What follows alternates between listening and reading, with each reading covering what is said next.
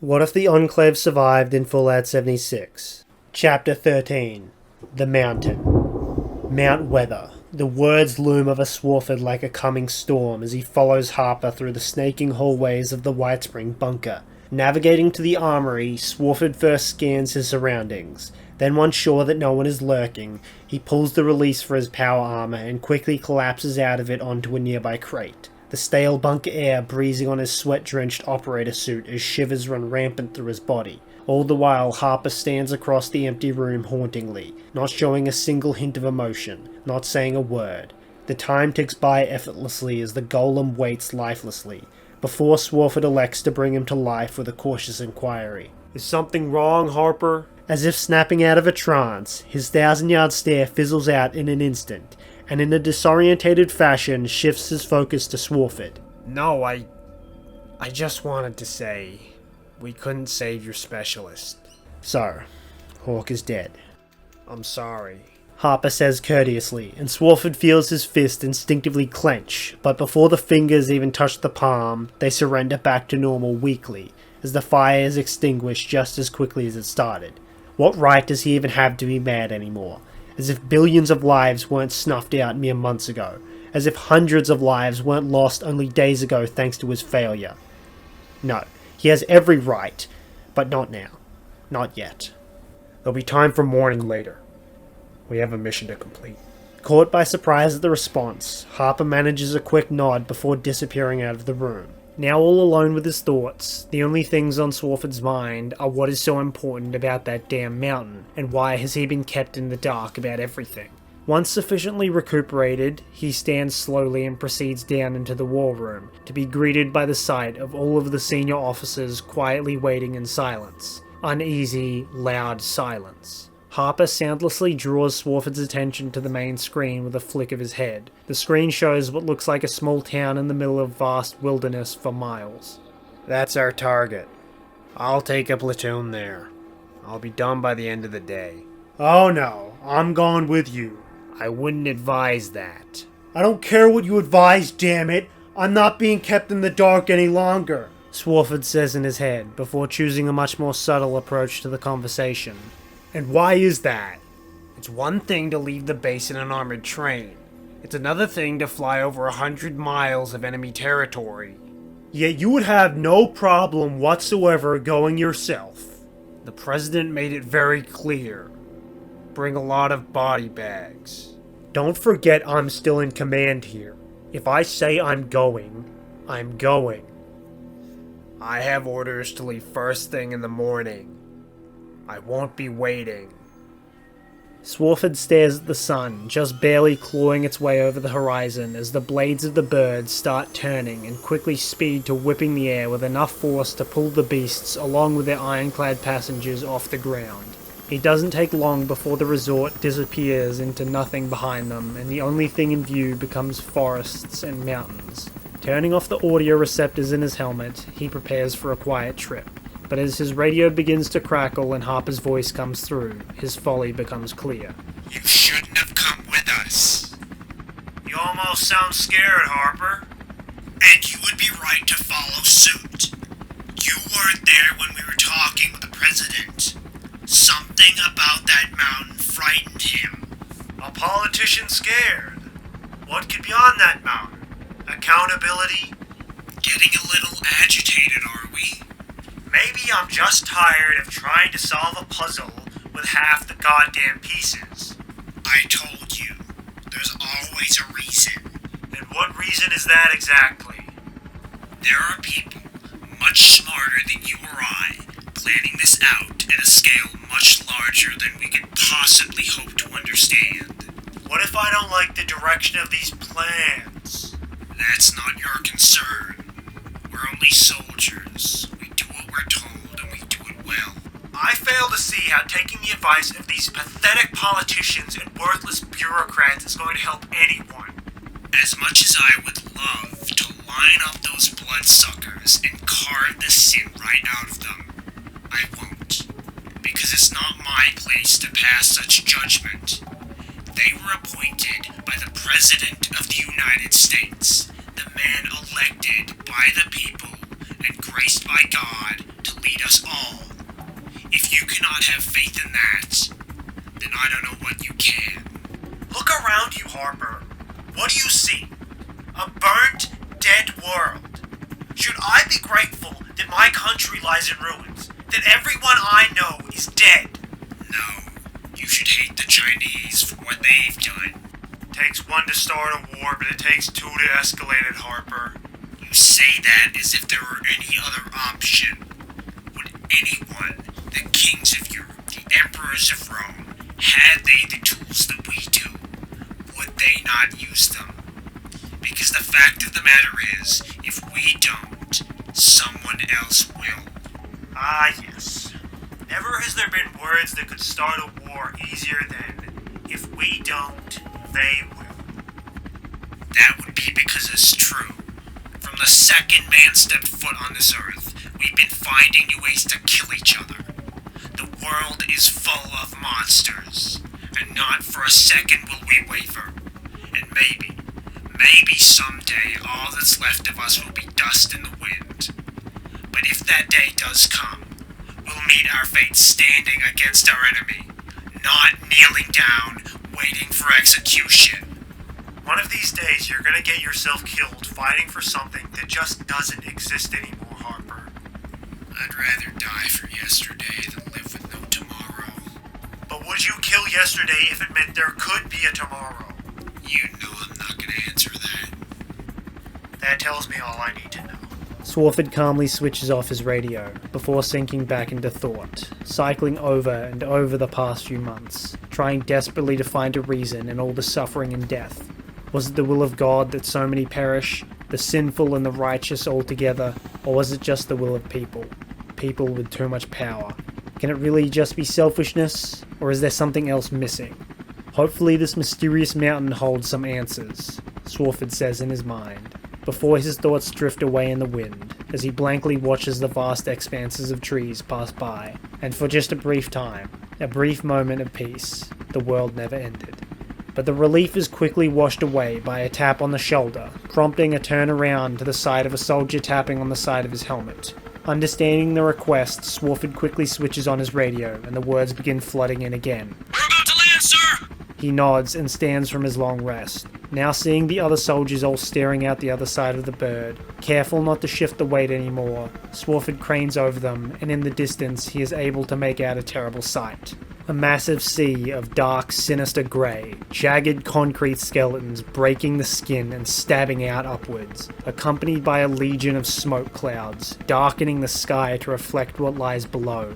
Some men might interpret it as hell itself, opening up to swallow the world of the living. Through the radio, Swarford hears one of the soldiers finally ask, while pointing towards it. What the hell is that? Washington. Swarford says, without even understanding how he knows the answer. Welcome home. Soon the spectacle is mercifully removed from sight as the birds descend down lightly below the trees, sinking into the shadow of the mountain above, finally coming to a rest on the lightly snowy ground of an open field. The troops in front of Swarford dismount to give him a clear view of the greeting party. 50 or so meters in front of them, a large group of soldiers flanked by a few field tents and 4 strange, almost insectoid-looking birds. It appears the contingent from Raven Rock arrived first. Hopping down onto the ground, he looks around for Harper, before realizing that there's no way he can distinguish anyone in the sea of faceless armor, and then he spots him, sticking out like a sore thumb in the green and silver of the T-51. Wading over to him through the crowd, he inquires with a hint of uncertainty at the outlandishness. Harper? Why the hell are you wearing that? Let's say... nostalgia. This won't make a good impression on our friends here. Well, can't do anything now. Come on, we're keeping them waiting. Swarford sets out towards the awaiting party of troops, with Harper by his side and his own troops lagging behind. Again his eyes fixate on the strange birds populating the background. Inconspicuously turning his head to Harper, he hides his interrogation under the innocent small talk. Never seen birds like those before. You'd think they'd have the same equipment as us. They're Mark IIs. One of the best weapons we had in Alaska. Though I've never seen this many before. Mark IIs? Swarford stops himself before prodding any further, all in due time. Finally closing in on the welcoming party, one of the soldiers moves forward and hastily salutes, introducing himself as Master Sergeant Kane, but interrupting Swarford before he can do the same. You should have been here hours ago. I didn't realize we were on such a tight schedule. Well, I wouldn't blame you either. We've spent the last 2 months sitting on our asses. Now we've got everyone all the way up to the president himself breathing down our necks to get this done before yesterday. What a fucking joke. But look at me rambling. What was your name then, Sergeant? General Swafford. Even through the helmet, the sound of him choking with sudden surprise is clear, and Swarford uses the time to take off his helmet before following up with, "Where is your platoon leader, Sergeant?" Still struggling to comprehend the situation he's found himself in, the Master Sergeant takes off his own helmet quickly, allowing Swarford a view of his tired face as he forces out a desperate response. Sorry, sir. There's no one else. I'm the platoon leader. Officers too scared to leave the bunker, huh? Well, yes. I mean, no. Not all of them, at least. But it's policy that they can't go outside. So yet again, responsibility falls to us. With respect, sir, we weren't stationed at Raven Rock for being good at shooting a rifle. The Master Sergeant leans in closer and lowers his voice to prevent eavesdropping. To be honest, sir, half my guys were fetching coffee in the Pentagon before everything went sideways. Surely some infantry or special operations units survived in the city, Swarford says with quickly dwindling patience. Yes, we have reason to believe the surviving military forces in the city have maintained control of a small area, but we have orders not to contact them. Feeling as his hands begin to clench, Swarford painfully forces himself to calm down, failing terribly as he speaks. So when our brothers are bleeding and dying over the airwaves, you just sit in your stone palace and listen to the music. This apparently strikes a nerve and the Master Sergeant snaps back in a fit of reserved anger. We have orders. Yet the fire of rage is not enough to cast a veil over the burning core of guilt. Whether his intent or not, Swarford has forced his hand. Looking at the man in front of him, his heart spilled out for everyone to see, and epiphany glazes over Swarford. The soldier standing in front of him is just that, a soldier. Not some corrupt politician drunk on power, just a soldier. A cog in a machine so complex it no longer remembers its purpose. But cogs can turn both ways. Swallowing his pride, he re-enters the conversation with a more calm, authoritative tone. Don't worry, Sergeant. My men will handle the task at hand. Clearly calming down himself at the change in direction, the Master Sergeant responds earnestly. Thank you, sir, but all of us have been thoroughly briefed on the objectives of this mission, and I'm afraid to say that we have orders barring us from communicating them. Your support is fully accepted, but as per our last directive, we'll be the ones taking charge. I completely understand, Swarford says, lying through his teeth. Let's not waste any more time now. The Master Sergeant nods and invites Swarford's men over to congregate with his own men. Following the Master Sergeant into the closest field tent, he walks up to a table with 2 of his men standing lazily behind him, all of them looking over what appears to be blueprints of a large facility. Turning to Swarford and Harper, he begins the strategizing. So, General, how much do you know about Mount Weather? Well, I know it's a mountain. That's about it. Right.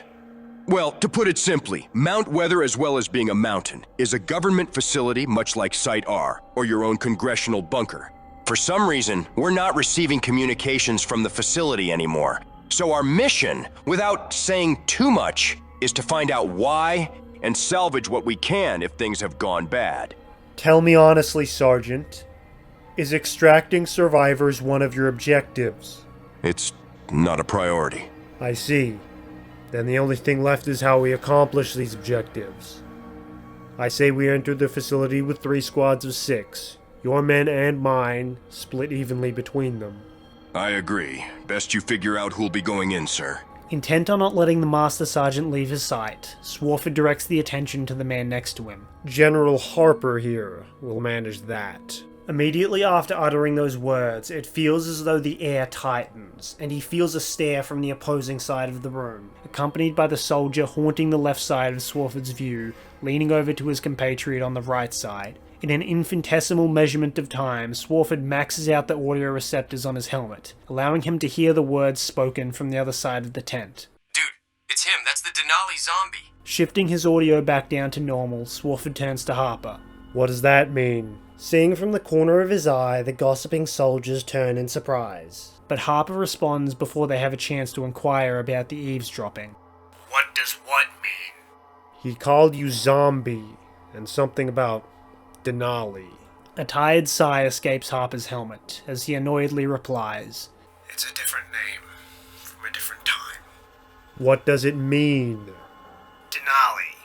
It's a mountain. Well, lots of mountains. It was in the opening months of the war when I was put on assignment there.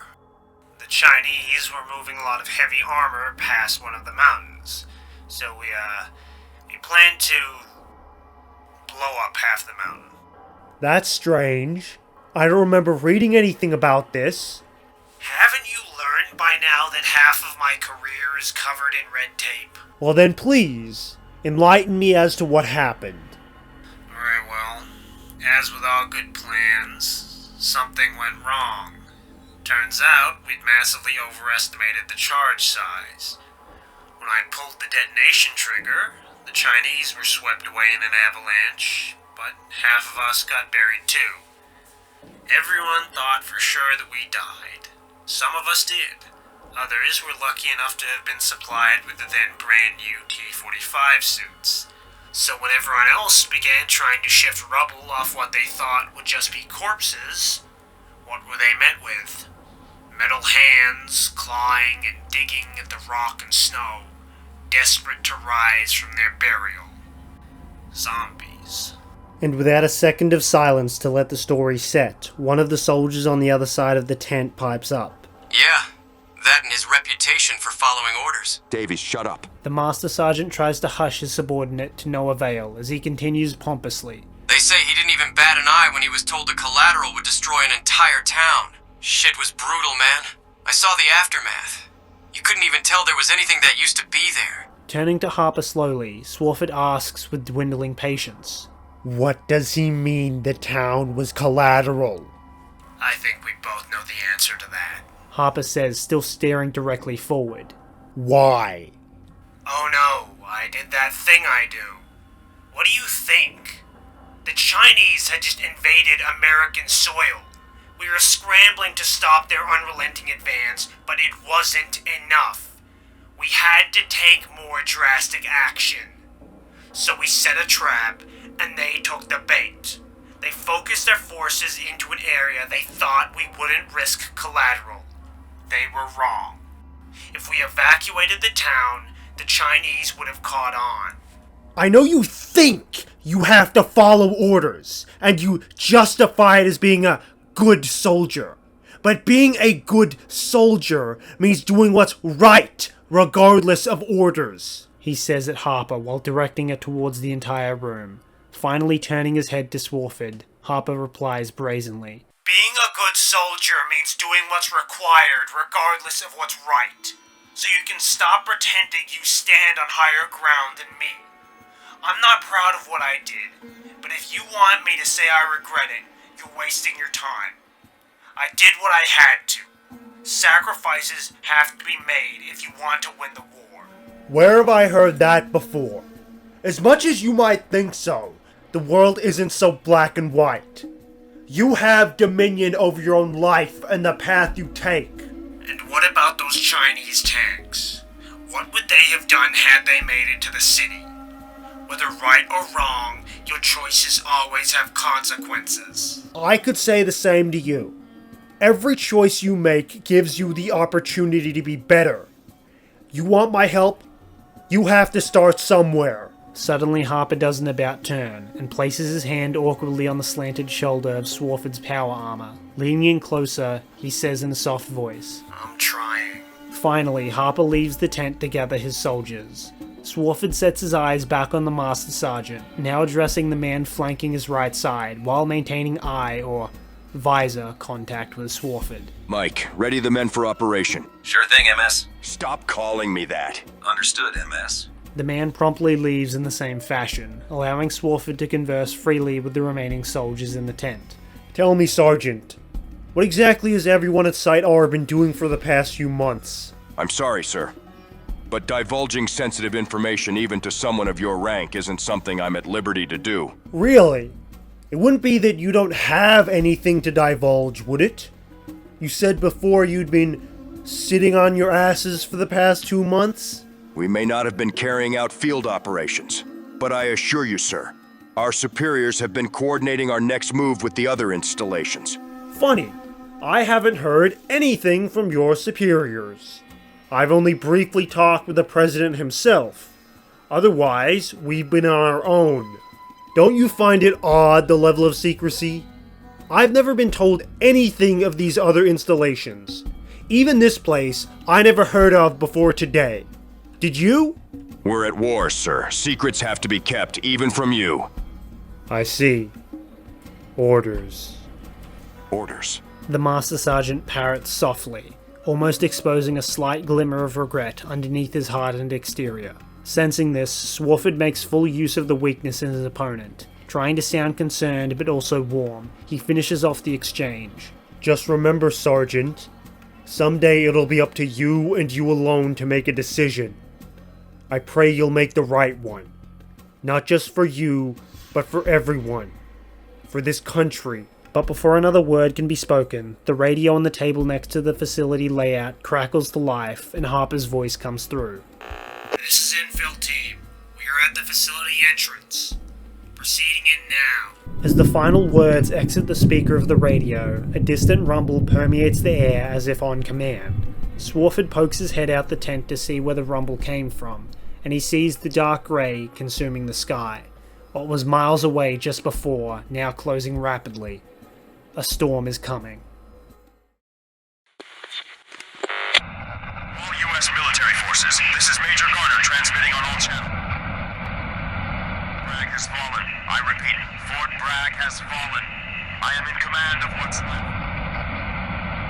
Norfolk went dark 2 weeks ago now, so I repeat, our fallback point is Delta Charlie. If command is still alive, they have to be there. Chapter 14. Necropolis. Harper slides open the metal gate and walks forward, a symphony of metal feet following him. He looks around. Everything from the buildings to the streets are in perfect condition, yet not a soul in sight. Just the wind, weeping its lonely song of emptiness, and now the thunder, beating in the background. What a strange place, so high up on this mountain out of sight, erased off every map, and it couldn't look less mundane. Part of its defense system, no doubt. There isn't underground, after all. A surface of normality can easily hide a darker face beneath. Harper looks to the group of soldiers on his right, exchanging a simple nod before they part off and begin searching the myriad of buildings, while he and the remaining party continue to the center. The central building, much like the rest, is nothing special on the outside, but after convincing the door to open with some well-placed kicks, it yields, revealing a plain dark interior bearing computers, servers, and laced with wiring all over. But it all falls to the back of the mind as focus slinks to the back middle of the room. A heavy bunker door, nothing like the interestingly shaped vault doors that are so common, but merely a perfectly simple blank slab of heavy metal. One of the men walks ahead of Harper hastily to a control panel in the wall next to the door, seemingly interacting with it but purposely blocking all view of it as well. No matter. The door soon opens for everyone, not with a scraping of metal but a smooth mechanical rhythm. Like dominoes, each time a door opens a new one is revealed behind it only to itself open. Finally, the last domino falls to reveal a cold, concrete stairwell leading down into absolute darkness. The power's out. Harper says annoyedly, but is quickly rebutted by the soldier that opened the door. No, sir. The door panel is powered electronically. If it were power failure, the emergency lights should be on. Someone turned the lights off manually. The man says cautiously. God damn it. Harper whispers under his breath before looking back at the men behind him and announcing, Lights on, guns up. Expect hostile contact. Without another word, he descends down into the abyss, still eerily dark under the light of a dozen headlamps. The stairway down is long and tiring, but at very least it's large enough to comfortably accommodate power armor. Once finally at the bottom, what must be 100 feet down, the path ahead is clear. Letting his light wander as he walks, it only adds to Harper's uneasiness. Not a soul in sight, not even bodies. Just empty furniture, guideposts, stained dark red, and an elevator. Of course there's an elevator. Moving past the entrance area, the soldiers come to a halt when they step into a massive open room littered with elegant furnishing and lavish decor. Not too dissimilar from the White Springs own facilities, only much larger and much more sinister in the cold, quiet dark. Even with the dozens of lights projected all over the room, they're still dwarfed by the sheer presence and scale of the dark. Harper begins scanning the room carefully, trying to ensure that no single inch of darkness serves as a sanctuary for something that shouldn't be there. But in the middle of his search, he's interrupted as a voice from behind him pipes up. This is where we split, sir. See you on the other side. Harper looks to his right to see the 6 soldiers disappearing through one of the doorways. Good luck. He says grimly behind them and finishes his search, with only one problem. A single, tiny, insignificant shadow is smaller than it was before.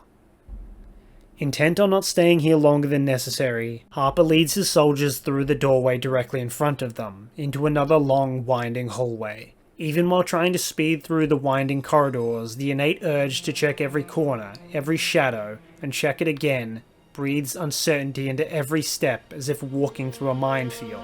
The constant dancing of lights over the walls to check said shadows does little to help disorientation, as the darkness dances in tune with the light flooding in where it will no longer, and masses of doorways and linking corridors appear, disappear, and cross over again.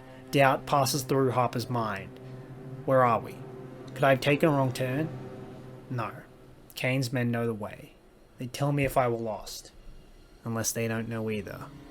Harper feels his breathing grow heavier, and the walls too feel as though they're breathing, laughing at him. And then, the gunfire starts up again, and ends just as quickly as it starts. Pull yourself together, you old bastard. This darkness, this goddamn darkness. It couldn't be just a reactor leak or a comms malfunction, could it? It had to be something else. That was blood back there, wasn't it? Someone or something is still here, lurking. Never in his life did he ever want night vision more than this moment.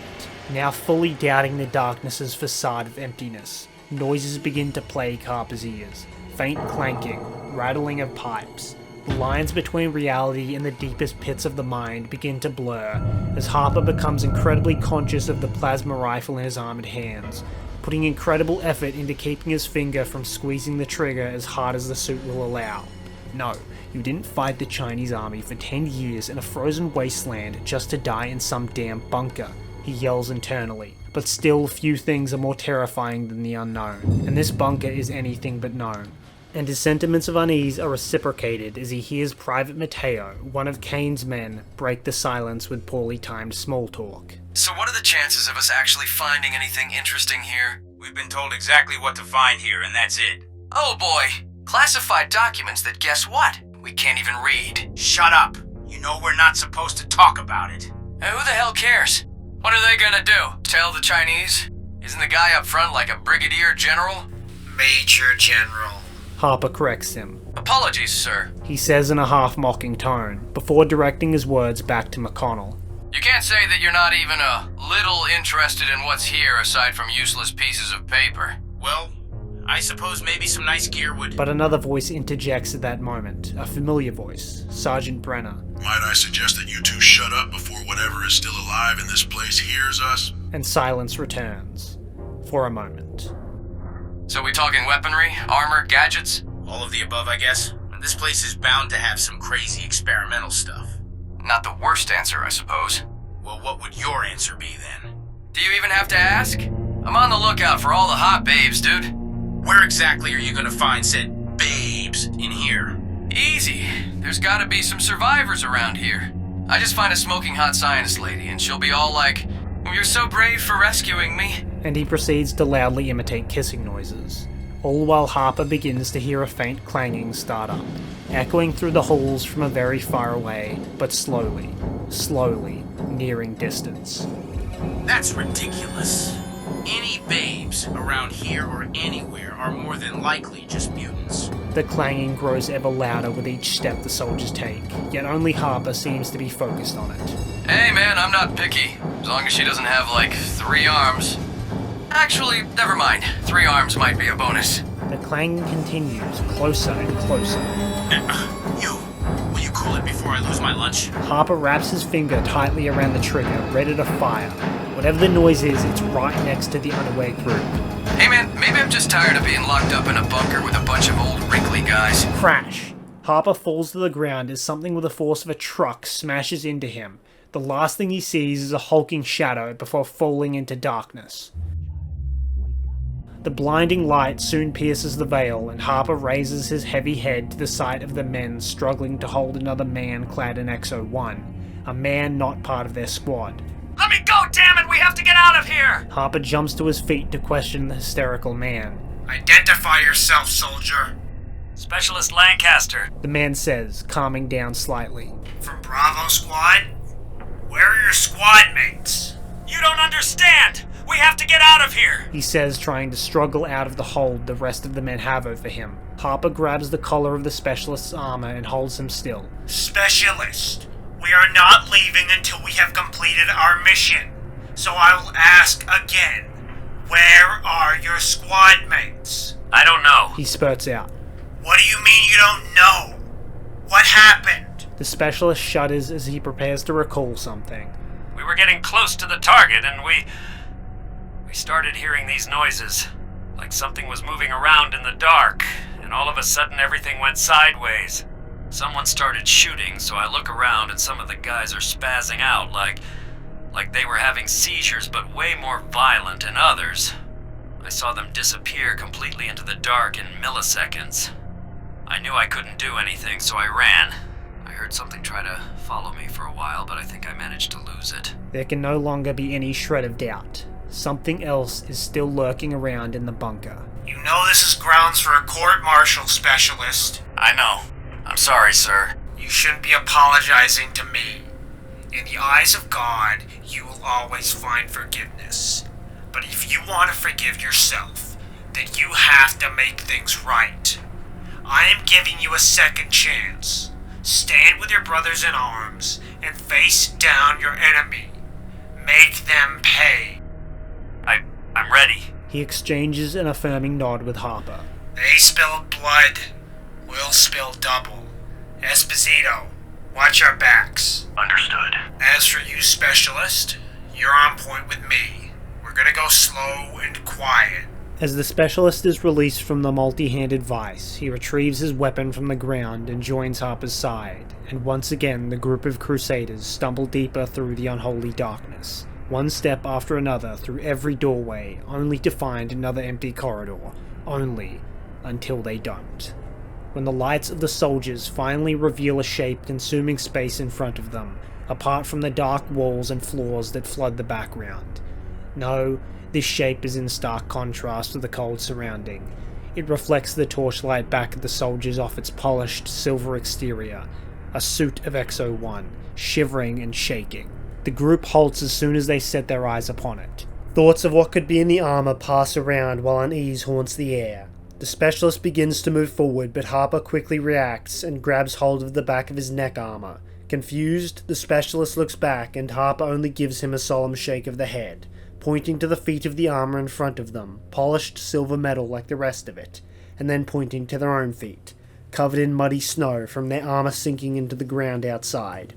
Harper looks around, and as he lays eyes on an air vent on the wall, he leaves his plasma rifle to hang on the sling and unscrews the bolts before returning to his former position. Now strangely calm, Harper signals the men to raise their weapons to the figure in front of them as he and the specialist crouch down. Pulling out a flash grenade, he holds it in his offhand with his armored finger sitting snugly in the pin. With his other hand, he places 3 of the bolts on the ground, leaving one still in his fingers and readying his arm. He throws with all his machine-assisted might, but to no avail. The bolt misses by a massive degree, making a faint clang far off in the distant dark. Yet the armor does not move. Once again, Harper picks up a bolt and throws it with the full force of the T-51B behind it. This time a success. It smacks the armor with somehow enough force to knock it over. It must be an empty suit. And as the soldiers lower their weapons, it happens. The armor starts moving. Not just moving, but standing up, slowly, in the fashion of a child learning how to balance for the first time, and in the same slow, awkward manner turns around to face the soldiers. Only then does the front of the armor become visible, its chest plate depicting a cascading waterfall flowing from the neck all the way down to his chest, painted in dark red, stagnant blood. When the armor sets its gaze towards the soldiers, immediately an ear-piercing flood of static rushes into their radios, and Harper sees as the rest of his squad staggers in tandem with himself. But in only a second the noise disappears. Harper frantically looks back up to see the armor rushing forward, stumbling and swaying inhumanly but still putting so much speed and so much rage into each step of its advance. As the inevitable volley of green lights up the corridor and burns itself into the possessed suit of armor, it does little to halt its approach. Even the detonation of the flash grenade and the confined walls have little effect. And as each trigger is pulled, each shot is expended, the armor only gets closer. Ammo and time continue to dwindle as it nears the men until finally a single bolt of plasma touches and burns into one of its eyes, punching it to a halt for a mere second before it redoubles its efforts to charge the men. But Harper has what he needs. Fine-tuning his aim to the eyes of the suit, he reattempts his takedown of the feral creature, firing shot after shot at the eyes, missing most but hitting one, and another, and another, and another, each slowing the armor down until the last shot goes in and the strength of the metal concedes its defeat. The helmet melts downwards through the neck hole as the rest of the armor falls apart, allowing bright green goo to come flooding out. Harper stands and moves forward to inspect the corpse. The broken pieces of the armor still appear to be writhing on the ground somehow, but the thread is gone, he thinks. Until he hears yet more noises, metal clanging, scraping, all around. He turns back to his men but is interrupted as a plasma shot erupts out from the darkness, striking him in his shooting arm and knocking him to a kneel. Out of the corner of his eye, Harper sees the rest of his squad shooting more rogue sets of armor, but his attention is quickly stolen back by the figure stumbling out of the dark, holding a plasma rifle in one outstretched arm. The armor fires off more plasma, but Harper quickly performs a clumsy roll, now feeling the numbness in his arm, but successfully dodging the poorly aimed plasma. The plasma shots quickly stop and are replaced by the repeated clicking of an empty firing mechanism, prompting the attacking X-01 to drop the rifle and lunge at Harper. He manages to force his weakened arm up to partly block his attacker, but still it manages to claw and grab at him. With little other option, he pushes the suit back as far as he can manage, winds up and launches his armored fist towards the helmet of the armor in front of him. It connects, bending the metal and breaking the glass, punching a deep cavity into the head, simultaneously allowing chunks of gooey flesh to come spurting out, covering Harper's arm. But most alarming, the fragmented flesh in its armor continue to move on their own, squirming around violently. Quickly, Harper kicks the creature backwards and uses the bought time to pull another flash grenade into his hand. Flicking the pin out, he meets his opponent's charge by striking with his fist, this time in a downwards motion, shoving his hand into the neck hole and once far enough in, letting go of the grenade still in hand and jumping backwards to watch the smothered bang within the center of the creature and the much larger chained bang of the fusion core exploding out the back. The creature falls heavily to the ground, its exposed flesh visible through the crater in its back, now quietly burning. Harper turns to assist the rest of his men, only making a fraction of the way before he stops, unable to move, feeling his own armor fight against him, spasming uncontrollably. Desperately, he forces his hand rhythmically until he has just enough momentum to grab hold of and pull the emergency eject. With the force of a cannon, he's shot out onto his back while his open suit of T-51 falls forward, spasming all the way down. Immediately, he rushes over to pull the fusion core out. It slows the movement of the evil machine but does not stop it. Harper then grabs the plasma rifle on the ground and for good measure jams the barrel into the fusion core socket and keeps shooting until the suit finally stops its movement completely. Finally turning his focus to his team, he sees the two closest to him. What must be Sergeant Brenner stomping in the chest plate of one of the creatures while the specialist is pinned against the wall trying to push back another of the creatures. With his offhand, Harper aims the plasma rifle at the fusion core of the creature attacking the specialist. Taking immense effort to hold it steady, he finally hits the core and it begins to glow red before finally exploding the back of the armor apart, sending the dried, wriggling flesh flying outwards and the armor itself crashing to the ground. The specialist sends him a thankful nod and they look to Sergeant Brenner, now finishing off the stomped-on creature with a barrage of plasma into the open flesh, once again melting it into goo while the armor fragments apart. Quickly, Harper moves past Brenner and the specialist to see the rest of the squad. Mateo and McConnell engaged in a desperate tug-of-war with two of the haunted suits, fighting over Private Rayner. Harper looks around desperately until he remembers the fusion core in his other hand and an incredibly poor idea pops into his head. Switching the plasma rifle and fusion core between his hands, he holds the end of the core to the end of the rifle's barrel, and after a moment of hesitation, pulls the trigger. He doesn't even think as he instantly throws the glowing core as hard as he can behind the two remaining creatures. The explosion is enough to knock them forward, exposing their backs. He takes advantage of this by directing his men to fire on the cores. Through the hail of plasma fire, the core explosion stands strong, sending shrapnel and burnt flesh flying in every direction. Harper drops to the ground, avoiding the brunt of the damage, but feeling more of the flesh fall on him. Remembering what happened to his armor, the realization finally hits him like a truck. He desperately claws the loose chunks of flesh off, and looks around at his men. Seeing Brenner already spasming, as urgently as possible he yells, "Everyone out of your armor now!" What? Why? The specialist asks. Just do it! Take the fusion cores out too! He rushes over to help Sergeant Brenner out of his armor, and only once getting him safely out along with the fusion core does the thought cross his mind. Esposito. At the very same second, a plea for help followed by the sound of armor falling to the ground can be heard. Desperately, Harper looks around, but one by one as the soldiers exit their armor, the lights disappear and give way to the clouding darkness. Esposito! Harper calls out as the seconds count down on what can only be a death clock. I'm here, sir. My armor's stuck. Rushing blindly into the darkness to follow the voice, he feels along the wall, finding a doorway. Charging through, his foot stomps down into a mass of soft meat surrounded by metal. Aggressively, he pulls his lodged leg upwards until the flesh prison yields and he falls forwards. Frantically pulling himself to his feet, he hears Esposito call out once again. Is that you, sir?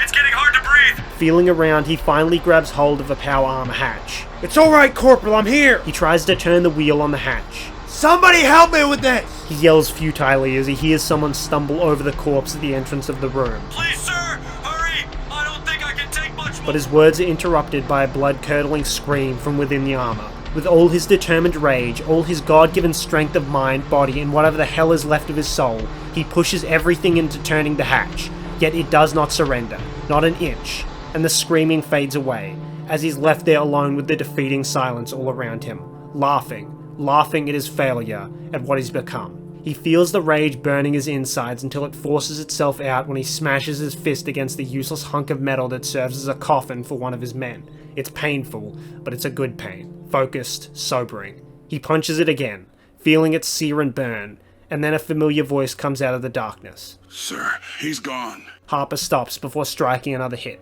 Looking down at his palms through the pitch black, in his mind's eye he sees the lightning strike illuminate the thick red blood that drenches his hands. No! Not Alaska! Not here! No surrender! He shouts internally, before standing and turning to where Brenner must be. Give me your rifle, Sergeant. Of course, sir. He says meekly, and hands over the rifle awkwardly through the darkness. You better get down! Harper says before turning back to the armor on the ground, feeling as its disconnected spasms turn into a coordinated effort to stand up. He stomps it back down again and shoves the barrel of the plasma rifle against the fusion core, pulling the trigger as hard as he can, and dropping to the ground as the metal and remains of Esposito fly over him. Standing up, Harper navigates his way cautiously through the pitch blackness. Making it back through the doorway, he quietly asks, Everybody alright? And the 5 remaining men give an affirmation. Harper begins feeling his way around hurriedly in a search for his fallen armor while the others continue to talk. How much longer do we have to stand around naked? We're not naked, we still have... Wait, are you? Why? I would think a self-proclaimed intellectual like yourself would get that it's not a great idea to wear our operator suits anymore. You know, the ones that electronically link with the power armor that just went completely batshit off the walls and tried to kill us. Fine. If you want to be the idiot running around here naked, be my guest. But I'm staying warm. Harper thinks over Mateo's words along with the events that just transpired before interjecting into the conversation. No, I think Private Mateo is right. We should find replacement gear as soon as possible. It sure is hard work being right all the time. And finally he hits gold. Feeling the smooth surface of a T-51, he reaches into the pouches and withdraws the flares. Lighting one of them, it immediately bathes the area in a weak red light. Harper looks around slowly, taking in his surroundings. Not far now. Let's go, before more show up, he says coldly, before picking up his dropped rifle and proceeding forwards at a hurried pace. In comparatively no time at all, the soldiers arrive at their destination, the armory, and its accompanying weapon testing division. Walking past the now useless laser defenses into the armory itself, the sight is beyond incredible. A massive warehouse of full shelves stacked with shining new equipment. First things first, the soldiers set themselves up with basic uniforms, combat armor, and torches. before Kane's men, save for Specialist Lancaster, use the time to leave the group and retrieve their mission objects in privacy, while Harper, the Sergeant, and the Specialist continue to gear up for the fight ahead, not only to escape the Metal Tomb, but to compoundingly complete Bravo Squad's mission. But before Harper can begin oogling all the fancy weaponry, Sergeant Brenner grabs his arm lightly. Sir, you've been injured, he says concerned, but Harper downplays it. It's not that bad. I've done with worse. I don't doubt that, but it doesn't detract from its severity. Looks like scorching. Plasma, I'd have to guess. You know your T-51 suit doesn't offer the same kind of energy protection that the X-01 model does? I know, but I'm not exactly used to fighting enemies that have energy weapons. Well, yes, I suppose that is true, but wait, how did you get this wound? It was one of those things they, actually managed to use a plasma rifle, if you can imagine it. Though thankfully not to great effect. That is concerning. But luckily I still have some bandages and stim packs. Finally forgoing his resistance, he allows the sergeant to treat his wound. Only once calmed down, he takes the first good look at the face of the sergeant, and that sparks a thought. You were there that night, weren't you, Sergeant?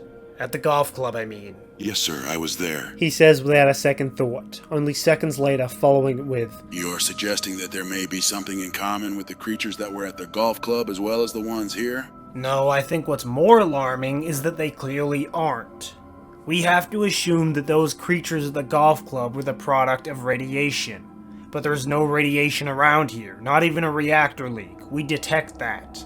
And not to mention that some aspect of those creatures seems to be machine-based. There may be some living tissue within the suits, but ours began to move independently.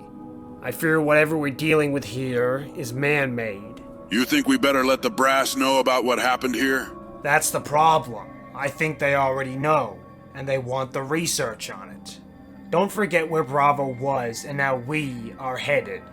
The Biological Research Division. I know I'm going to be very particular about the weaponry I choose. He finishes, as his wound dressing is also finished. Now taking the opportunity to roam this warehouse of power, every tool a man could want lined up in perfect order. Yet to take a mere plasma rifle would feel like spitting in the face of the angel that blessed them with this treasure. After searching through shelves and shelves of this library of warfare, finally he sees the gem shining through the darkness. Walking over to it, he sees someone else previously had the same idea. What must be the quartermaster lying dead in a pool of his own blood, still clutching the weapon in his hands. Harper kneels down and carefully withdraws the Excalibur from the stone. Thanking the man, he stands back up to inspect the fallen soldier's gift. An exemplary weapon, heavy but ergonomic, recoil dampening stock.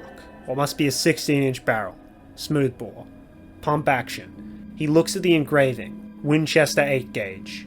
Looking around, Harper sees the table at which it must have been loaded, littered with shells. Shoveling them into his pouches, he reads the boxes. 8 gauge slug, explosive phosphorus, and in big red letters, not for field use, as if it isn't good enough already. But his greedy shoveling of shells is interrupted as he finally takes note of what's on the wall just above the table. A message scrawled out in dark red blood. When Atlas sleeps, the sky falls. He turns around to see Specialist Lancaster behind him. What the hell does that mean? I wish I knew. But then again, I probably don't. What are you doing over here, Specialist? You stocked up on gear yet? Yes, sir, I'm ready. But also, I wanted to ask you something. Alright, out with it. I'd like a transfer to Appalachia. Now why would you want that? Sir, all I do every single day is sit around in a bunker listening to how the world is getting worse out there by the day. How people are killing each other over scraps of food or a warm place to sleep. I know I've screwed up, but all I've heard from you and your men is of how much good you're doing in Appalachia. I owe it to this country and everyone who's died already to fight this war. I want to be on the front lines taking back our home. If that is what you desire, you can do so. Thank you, sir. I promise I'll make my country proud. The two proceed on their way back to the entrance, with Harper pausing as they pass a rack of pistols, looking through the bulky 10mm models until he sees what he's after. A tried and true 9mm. There's nothing else that can match the elegance of a high power.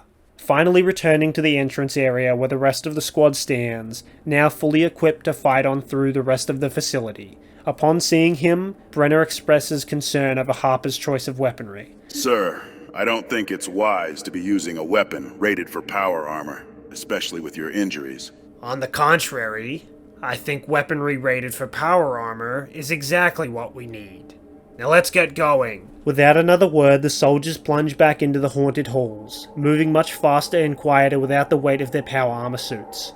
The only thing slowing them down is the reliance on the signage to determine their direction, and the small pause every few minutes at the slightest of unknown sounds. But they persevere through the fear, through the darkness, pursuing their mission to its completion. As the journey goes on, they find themselves stopping less and less at the sound of movement, becoming aware that something must be stalking them. Smaller and smaller pauses turn to outright neglect of the noises, culminating in the men finding themselves aiming at dormant suits of armor down corridors and through doorways, and electing to instead pass them by, silently and unseen. 5 times this works. 5 times the soldiers are able to snake past these creatures. As the soldiers grow ever closer to their target, their luck finally runs out. Coming around the corner at their overconfidently fast pace, they stop dead in their tracks at the sight of another creature, not slumbering in the dark, but standing ready, a sentinel guarding its post. Harper doesn't wait for it to make its static-filled shout before he raises his shotgun and fires a slug directly at it. The recoil hits like a sledgehammer and the slug hits directly on point, striking the helmet and exploding half of it, spraying the metal and vile flesh into the ceiling in a brutal sweep, leaving the creature staggered, leaking out burning flesh from the rest of the helmet. Pumping the shotgun, he takes aim once again, firing a second shot and cleaving the other side of the helmet off in the same fashion, and fanning the flame even further, causing the creature to thrash around violently before stumbling and falling. Before the creature can even hit the ground, he's looking behind him and mouthing the words, "Run." He transitions from standing still to running in a matter of milliseconds, putting immense effort into taking note of their direction and not leaving any of his men behind. As they run, Harper can hear as their surroundings light up with movement. Closer and closer the shadows become, but Harper doesn't dare turn back, hoping that without the light to give them form, the shadows will remain as such. He keeps his light pointed onward, guiding him and his men, and soon he is rewarded as the light from his helmet begins to touch something in front of them, a large doorway bearing the words "Biological Research" above it. Harper speeds up, preparing to mount a defense against their pursuers. He can only hope that the rest of his men follow suit. At full speed, he races through the doorway and grinds to a halt, ready to lay down fire onto the enemy. But then the sounds of gears start, and he can only watch as impossibly the door behind him clams shut, with the last thing he sees being his men desperately trying to reach him. Frantically, he tries to open the door, but to no avail. The control panel remains dead. He then hears the banging and the voices of his men on the other side. Sir, can you hear me? The door's locked! It's dead, Sergeant! Then what do we do, sir? Just go! Get out of here! I'll finish the mission! We can't leave you here, sir! I said go! I'll find my way out! He moves away from the door and turns to face the unknown, readying his weapon. I always do. Doorways of darkness stand on each side of him, yet when he faces the one directly in front of him, an uncanny compulsion surges over his body. Putting his unease aside, he pushes forward deeper into the laboratories. Stepping into the first room, its symmetrical, sinister design jumps out at him. It's unlikely the room would be any more pleasant if the lights were on, and quickly he reaffirms, definitely better with the lights off. As he scans his own headlamp around the room, seeing the cold walls are populated with medical equipment and tubes full of floating lumps. Upon closer inspection, it's clear what they are. Brains. This only adds to the unshakable feeling that something is very, very wrong. But he moves on, aggressively repelling the thoughts of weakness and distraction, and continues his search. Even without being told what to look for, he knows what Raven Rock wants. The research. He just needs a terminal. One terminal and he should be able to get everything he needs. But through every room the scenery is the same. Bloody medical equipment, brains, sometimes wires, but no terminals. Like a madhouse, a cruel joke with no punchline. With each room, the pull to go forward grows in perfect tandem with the feeling of unease. After what must be the 4th room of the same layout, same equipment, Harper turns his head forward, ready to move on to the next. Only this time, as he shines his light into the abyss ahead of him, it shines back. Far off in the distance where there would normally be a doorway, there's a reflection of light. Not a mirror, but glass. He has his suspicion of what will be ahead, but the urge to move towards it is too strong. Coming into the large circular room, his light glides around, reflecting and refracting on and off the glass tubes that surround him, packed together against the walls, covering every inch and more as they spiral to the ceiling. All of them containing a brain and a wire snaking its way up the wall to a large central piece of machinery hanging from the ceiling like a tumor. Almost all of them. A large row of the tubes near the top remain empty and without the dim green light at the base that the others share. Evidently, while distracted with minor details, he doesn't notice the slow creeping movement around him. Only out of the corner of his eye does he see something that isn't part of the scenery. Snapping his attention down to ground level, he takes in the situation. Yet more of the power-armored creatures. Too many. Surrounding him. And like a switch being flicked, everything slows to a crawl. His heartbeat thunders in his ears. He has to think, but there's no time, as all conscious activity disappears and instinct flares into a surge of electricity through his body, causing his fingers to close around his sidearm and draw it at lightning speed, sending a barrage of bullets into the tubes and shattering the glass for the brains to fall out. Holstering it back before the brains hit the floor, he whips around to run back the way he came, only to be met with the door slamming down in front of him. But not for a second does he stop, turning his feet around and shooting off towards his foes while looking at the other doors in the room as they all close, save for one on the far right of the room as the exit sign above it begins to flicker. Seeing the horde in front of him not only begin to crowd and block his path, but rush forward at him, he continues steadfast in his charge. Growing closer and closer until in lunging range, he pivots hard towards a gap between the two closest creatures. Moving to counter him, one of them sweeps their arm in a wide haymaker. Reacting poorly, Harper drops to the ground in a slide, but without enough momentum and forewarning, causing him to hit it hard and scramble forward in a frantic crawl. Not making it far enough away before one of the creatures grabs his leg, and before the pain can even reach his nerves, he's aiming the shotgun and blowing a massive dent into the arm, bending it and releasing him from its grip. Clawing himself to a run, Harper sprints the final distance to the doorway, blowing back another creature that tries to lunge at him, and facing the last one that stands in his way, blocking the doorway in front of him. Pulling the shotgun up as he runs forward, he pulls the trigger, sending out another slug with a fiery bang and enough recoil to slow him to a walk and stagger the hulking armor. Aggressively, he chambers and fires the next shell, knocking the armor down. Sprinting over the still falling armor, Harper shoves his hand into his ammo pouch to reload his weapon as he creates distance between him and the creatures. He looks back and immediately regrets it, seeing that indeed the horde is following him. He turns his head frontward, only to be met with a wall in front of him. Grinding to a halt, he flicks his head left and right. The passage to the left leads off into darkness unreachable by his torch, and the passage to the right shares this description, save for the tiny blinking light embedded within the sea of darkness. Without thought, his legs are rocketing him in the direction of the light as the thunder of metal feet race behind him. Closer and closer he gets to the light, his torch reaching through the darkness to expose its secret, revealing it as a blinding flash from a panel on the wall next to a strange door, closed.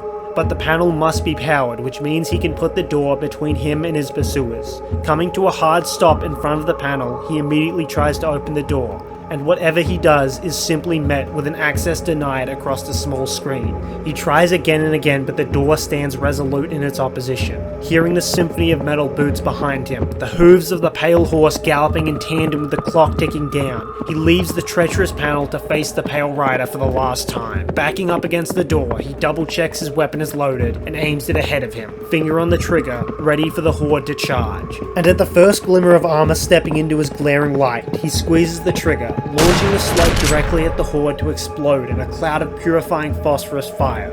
Again and again he fires, slowing and burning the unholy horde that approaches him. Even as his shoulder begins to go numb, Harper continues his relentless fire, and the creatures continue their relentless advance, ever closer. And Harper's gun soon runs dry of what little ammo it had. With death now mere meters away, he draws his sidearm. In a desperate last stand, he fires bullet after bullet directly into the face of the hulking beast closest to him, until finally only one is left in the chamber. And before he can consider his options, the creature lunges at him, and the last thing he sees is the metal fist launching at his center mass before he feels himself falling, and everything turns black.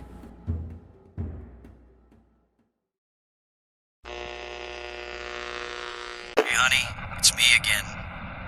Thought I'd tell you some good news for once. I finally made it out of the city, even and got myself some camping supplies. Looks like I'll definitely need them too. The snow's getting heavy quicker than I thought. I reckon I'll find some higher ground and hunker down for the winter. Just hope I can manage all right out here. Probably should have taken more camping trips instead of work trips. Not much use now. Any of it. I don't know if you're listening, or even if you're still alive, but I will come back to you. I promise.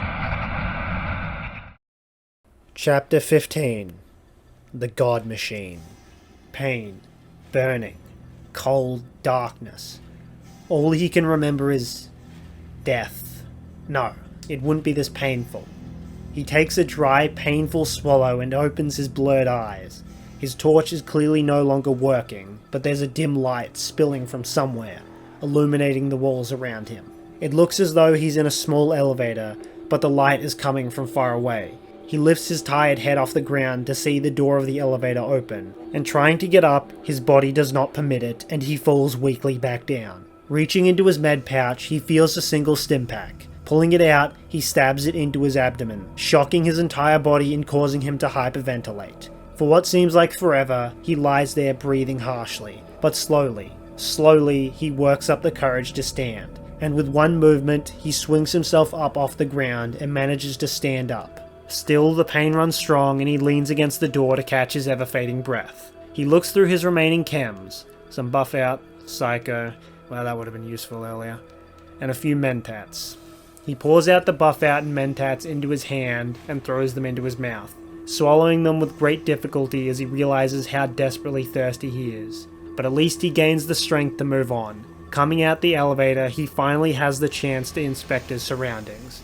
It looks much the same as the rest of the facility, except for the few lights that remain on, illuminating what looks to be a server room, covered with dust and cobwebs. And where there's servers, there's a terminal. He moves further into the room, checking for signs of life, and confirms that he's the only soul in the room. Yet through all the clutter, all the massive machinery in the room, his eyes can't help but be drawn to the massive words on the far wall, worn and covered in dust. With his still recovering vision, it takes immense focus for him to make the words out, muttering them under his breath as he reads.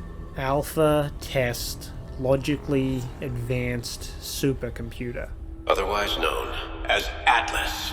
A voice thunders from behind him, and he swings around, weapon ready, only to be met with an empty room. Expecting someone? The voice thunders once again, and Harper sees the gigantic screen at the other end of the room, its surface populated by formless shapes flashing around in an entrancing rhythm. Who's there?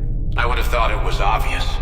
If you're what passes for a major general these days, then my country has fallen further than I could have imagined. How does he know? Unless... Harper looks around the room once again at the massive servers, yet still not a computer in sight, and the writing on the wall, looming over him. Finally the mentats kick in. I suppose you're Atlas then. Maybe you're not a complete loss. So what? You're some sort of artificial intelligence then? Please, I'm anything but artificial. But you are a computer. I was built to be a computer, yes.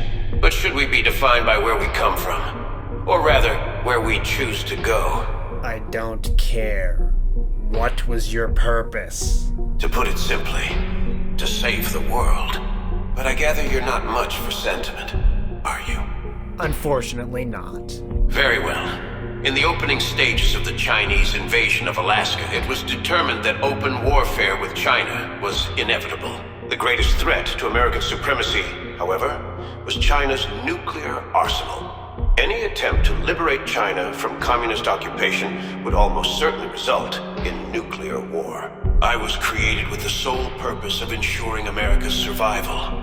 Most of my time was spent evaluating possible launch scenarios and the best preemptive strike, or if it came to it, counterattack. So you're a missile defense system. Would you not be more useful at NORAD? Unfortunately, there's only room for one supercomputer per bunker.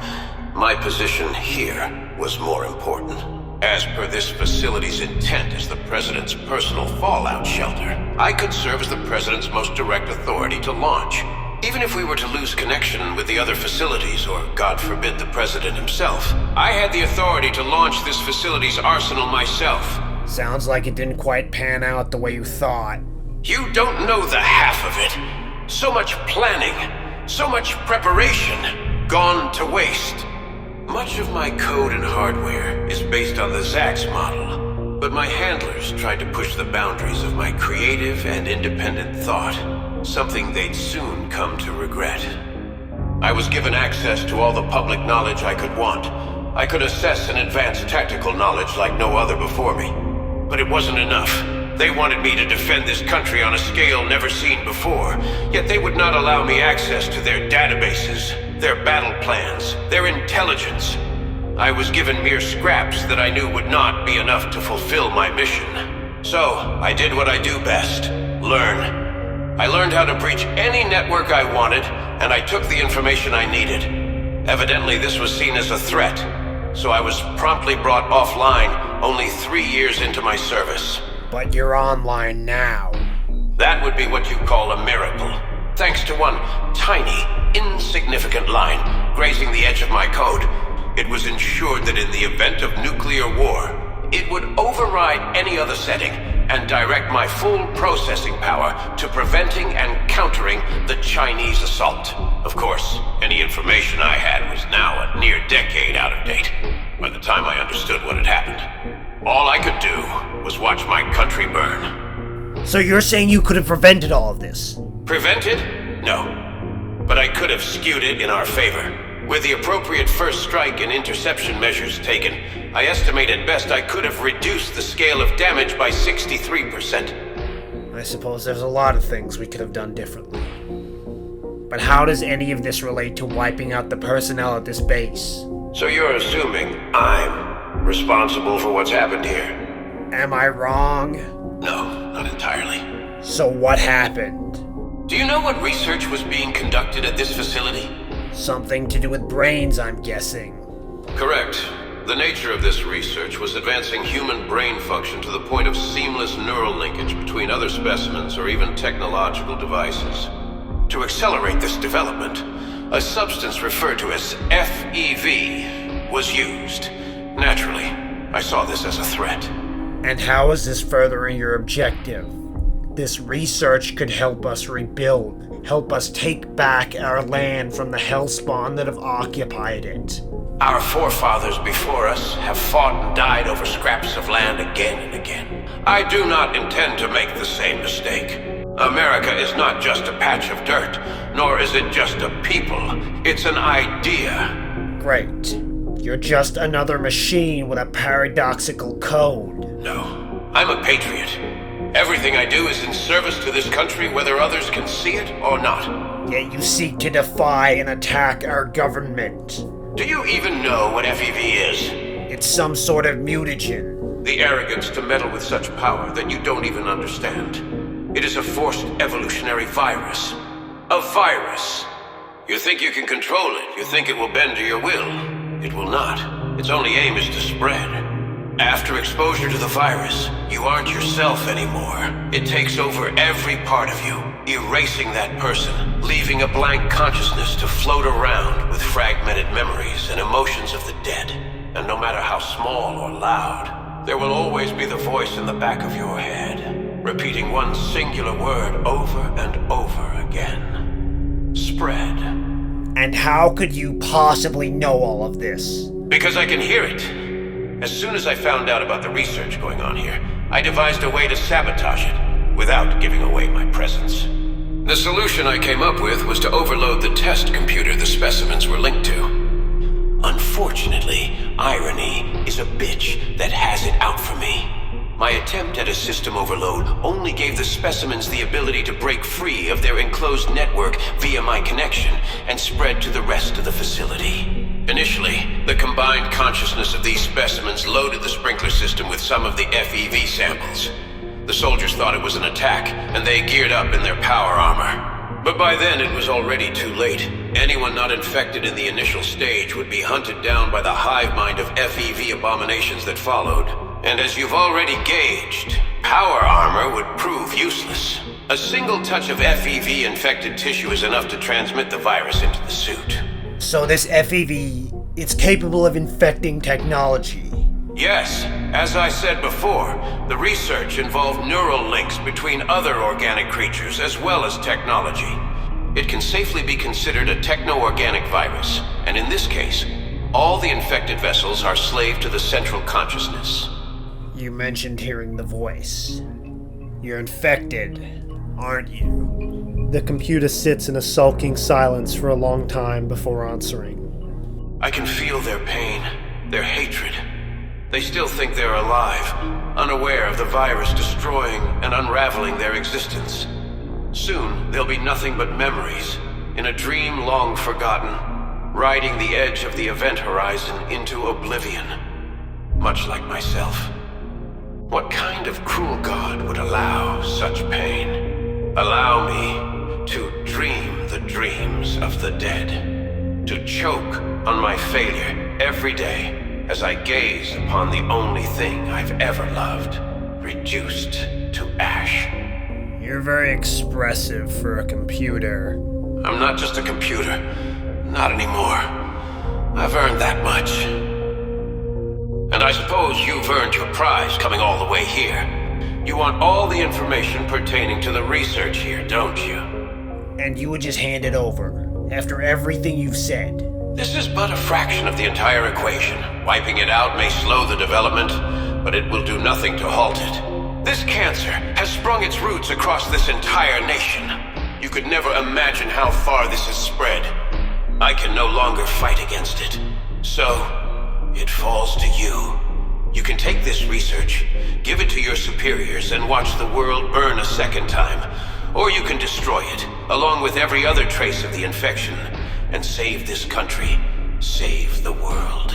You would ask me to consciously act against my own government. The last patriot will be the last one willing to stand against power. There may be flaws in the government, but where isn't there? I will stand against corrupt power, but I do not see it here. Then you are blind to the evil of the world. Power is corrupt. It spreads and festers like any other virus. Day by day, moment by moment, it'll change you, destroy what you are. In the end, you won't be the same person. Not really. Just like the FEV, just like every other cancer on God's earth. Now take the research and do with it as you see fit. At that moment, a massive holodisc emerges out of a panel beneath the massive screen. Harper takes it carefully and stashes it in his breast pocket, whereupon Atlas speaks once again. But before you go, I have a few more gifts for you. Check the elevator you arrived here in. Harper obliges the request. Going to inspect the elevator and opening the doors, he sees the gift on the ground. A pile of dog tags, covered in blood. Inspecting them, he confirms they belong to Bravo Squad, with even Esposito's mixed in with the bunch. Returning to Atlas, all Harper can force out is a confused jumble of how and why. The hive mind may be powerful, maybe even more so than me, but their consumption of my mind allows me to exert my control over those abominations, at least when there's no opposition. Even opening a simple door is a struggle when the hive mind opposes me. I hope you didn't take my delayed actions as an indication of my lack of caring. I want to assure you that I've done everything I can to help this country, including you and your men. So, the body in the armory. Corporal Hanover. He was the last survivor of this facility. I could not save him. I couldn't save anyone. But you can. And to help you, I have one last gift. Open that control panel in front of you. He follows the order cautiously and opens the panel to see a column of empty shelves, save for one, a large rectangular computer component with a handle at the end. He grabs it, waiting for the confirmation. That's the one. Take it. Harper pulls out the mysterious component, surprised at how heavy it is. He barely manages to fit it in his largest pouch. What is it? To put it frankly, me. Well, a better me. That is to say, it contains my base code, with some improvements.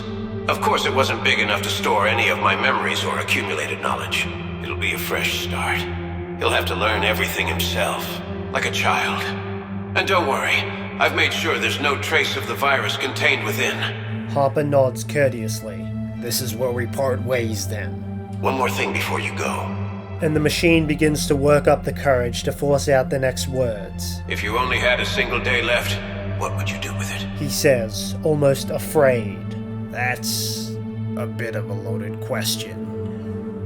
What else can I do but the same thing I've been doing all my life? I would use every second I have in pursuit of a better tomorrow, even if I may not see it. And he looks down at his palms, tired and grazed, losing himself in the cuts painted deep into his skin, the blood flowing, always flowing, flowing. It won't bring them back. What did you say?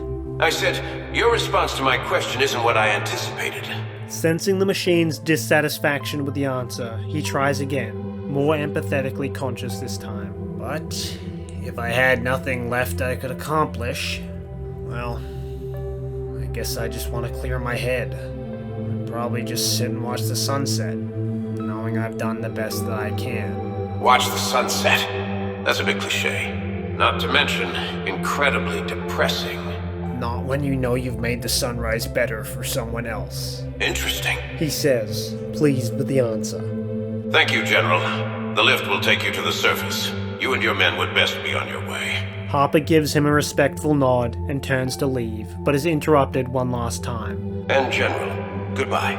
Goodbye, Atlas, Harper says, unsure of how to feel as he steps into the elevator, leaving the AI to its fate. The elevator ride thankfully doesn't leave his thoughts too long to fester, and he reaches the surface after a short time. Stepping out of the elevator, out of the plain building it opened up to, he walks out into the open air, a clear sky above. He's surprised at how much he could miss the gentle kiss of the breeze, and making his way to the entrance of the base, he is greeted by Charlie's squad as well as his own, except, "Where's Lancaster?" And Sergeant Brenner walks up to him slowly, and in a sorrowful tone, he explains, "I'm sorry, sir, he didn't make it. He held off the creatures so we could escape." The words pierce his soul like a dagger, and his brain fails to tell his body just how to react, so he just walks off like a zombie, back down the hill, with the men following at a distance behind him. Upon reaching the bottom of the hill, what must be General Swarford and Master Sergeant Kane rush out of their tent to greet him. Immediately, Swarford interrogates him. "What the hell happened in there?" He makes eye contact with Brenner, before looking back at Swarford and answering. "It was a reactor leak. Worse than we expected. Bravo squad went in further than us. They got the package, but they didn't make it. Too much radiation. Still cost us a man and our suits to make it out." He pulls out the holodisc and hands it to the Master Sergeant, as well as sneakily giving him the 2 dog tags of his fallen men, before following up with, "How fast can you pack up, Sergeant?" "It'll only take us about 3 minutes, sir," he says, confused, and Harper looks to the horizon, now turning orange with the setting of the sun. "You'd better get to it then." The Master Sergeant nods and gives the order to his men, prompting most of the men surrounding Harper to leave after him. And Swarford then asks, confused, "Why are you in such a rush?" And in answer to his question, the sound of sirens, followed by an evacuation order, echoes from the facility up the mountain. "Can't leave any loose ends," he replies grimly to Swarford, before they go to load up onto the birds, and Swarford takes one last look at the mountain, before angrily exclaiming, "This has all been a complete waste of my time." And Harper parrots inaudibly against the whirring rotor blades. "Yeah, a waste." As he clutches the 4 dog tags in his hand and looks back at the mountain, slowly shrinking in the distance, before it disappears in a small pop. And then he looks down at his pouch, containing the infant AI, its future resting on him.